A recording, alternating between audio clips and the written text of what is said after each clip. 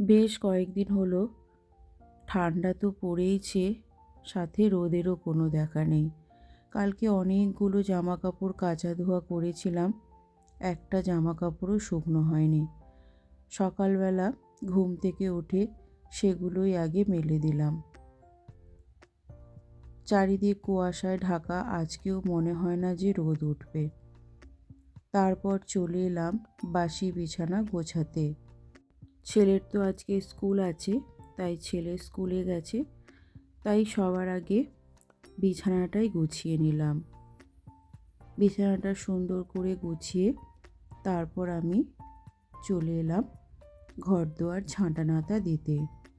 ঠান্ডা যতই পড়ুক এই কাজগুলো আমাদের রোজেরই করতে হয়। আর এখন তো সকাল সকাল জলে হাত দিলে যেন আর কাজ করতে পারা যায় না, হাত পা যেন ঠান্ডা হয়ে যায়।